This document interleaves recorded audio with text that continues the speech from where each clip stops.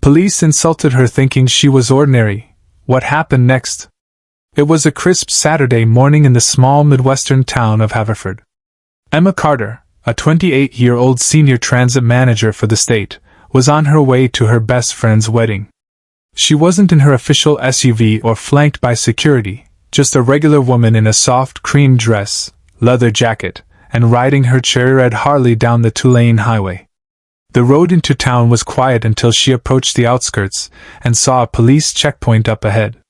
4 officers stood by a small roadside station, their cruiser parked at an angle. In the center was Inspector Preston Hayes, a stocky man in his late 40s, leaning casually on his baton. He raised the baton and motioned for her to pull over. Emma eased the Harley onto the gravel shoulder and killed the engine. Preston's tone was sharp and commanding. "Where you headed?" "Going to a friend's wedding," Emma replied evenly, brushing a strand of hair out of her eyes. Preston's gaze traveled from her boots to her face. Going to eat, drink, and dance, huh?" he said with a smirk. "But here's the problem, no helmet. And you were riding way too fast. That's a fine right there." He pulled a citation pad from his pocket, flipping it open with exaggerated slowness. But Emma could tell, this wasn't about traffic laws. "I haven't broken any law," she said, voice calm but firm. "Don't try to teach me the law, missy," Preston shot back, his eyes narrowing. Then, turning to a younger officer nearby, he said, "She's got a smart mouth. Let's teach her a lesson." Without warning, Preston stepped forward and slapped her hard across the face. The sting burned, but Emma steadied herself, locking eyes with him in defiance. "Still got that attitude?" Preston taunted.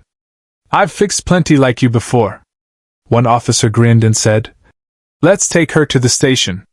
She'll learn real quick how to respect the badge." Another grabbed Emma's arm, yanking her toward the police SUV. She wrenched free. "Don't touch me," she warned, her voice low and cutting. That only made Preston's face flush with anger. He motioned for another officer, who lunged, grabbing a fistful of her hair. Pain shot across her scalp, but she refused to cry out. She wanted to see how far they would go. Then, with a loud crack, one officer slammed his baton into the side of her Harley, denting the gas tank. "Think you're some kind of saint? We'll turn you into a plaything," he sneered. Emma knew the situation was spiraling. They had no idea who she was, but she intended to keep it that way, for now.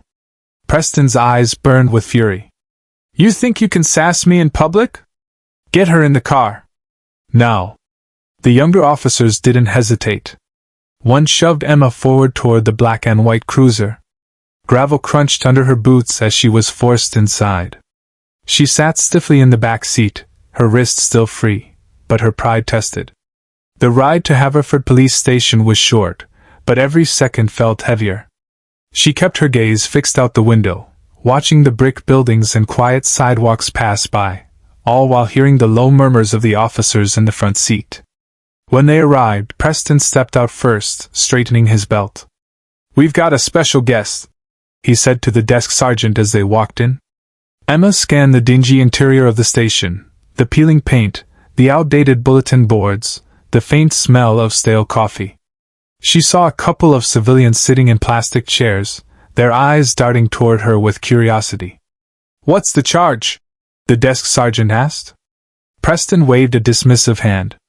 "No helmet, speeding, whatever. Just write something up. We need to knock her down a peg."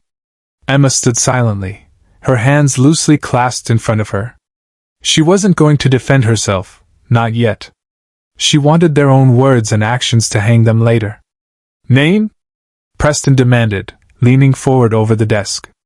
Emma met his stare but said nothing. "I said, what's your name?" he barked. Still nothing. With a loud bang, Preston slammed his palm on the desk, making the metal frame rattle. "You deaf or just stupid?" Emma tilted her head slightly and replied, "Jessica Martin." Preston smirked. "Cute. Fake names will only make it worse." Without another word, he grabbed her by the elbow and pulled her toward the holding cells. The bars were rusted, the floor stained. Inside, two women sat on the narrow bench. They looked up as she entered. "What did you do?" one of them asked. Emma only gave a faint smile and sat down in the corner, watching the officers from behind the bars. She noted every smirk, every casual abuse of authority. Outside the cell, Preston was already dictating to another officer. "Put a theft charge on her. And blackmail. Make it stick." "Sir, we don't have evidence," the officer began. Preston laughed. "Evidence? In this place, we make evidence." Emma's jaw tightened.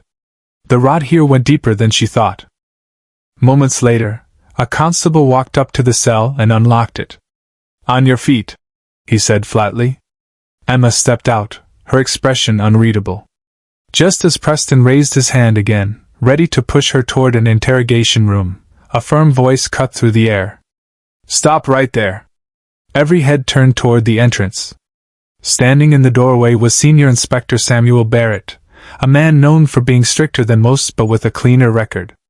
His brows knitted as he took in the scene, Emma's flushed cheek, her tangled hair, the small dent in her leather jacket. "What's going on here?" Barrett asked, his tone clipped. Preston gave a casual shrug. "Nothing serious, sir. Just a mouthy woman who thought she could outsmart us. We're teaching her a lesson." Barrett's gaze shifted back to Emma.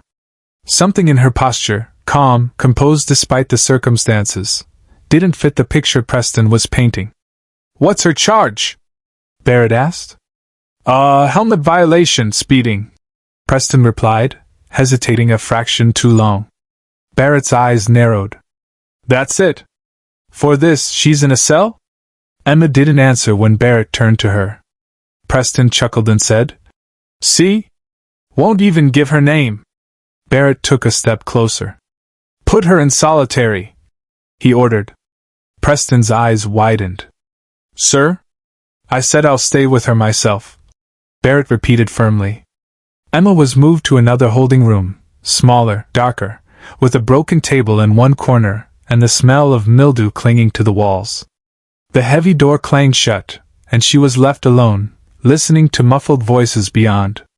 Minutes later, a breathless officer ran into the station. "Sir!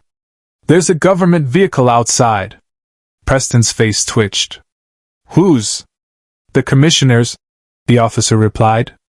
A ripple of tension moved through the room. The door swung open, and in walked Police Commissioner Howard Granger, his expression stormy. He looked directly at Preston. "What kind of circus are you running here?" "Just a small case, sir," Preston stammered. Granger picked up the file on the desk, skimming it quickly. His frown deepened. "And your proof for these charges?" Preston said nothing. Granger turned to look into the holding room. "Who is she?" he demanded. Preston muttered. "A fraud suspect." Granger's gaze locked on Emma. "Your name?" Emma allowed the faintest of smiles. "Senior Transit Manager Emma Carter." The silence that followed was suffocating. Faces drained of color. Preston's knees seemed to weaken beneath him. In an instant, everyone understood. The woman they dragged, slapped, and humiliated was a state officer with authority over half the district's transit enforcement. The entire station seemed to freeze. The other officers shifted uncomfortably, avoiding Emma's eyes. Preston's mouth opened as if to explain, but no words came. Commissioner Granger's voice dropped to a dangerous calm. "Inspector Hayes, do you realize you just filed false charges against a senior state official?" Before Preston could respond, Senior Inspector Barrett stepped in. "Sir, I told you earlier something wasn't right." Emma finally stepped out of the holding room, her posture steady, her voice cutting through the air. "Preston Hayes, your suspension is immediate.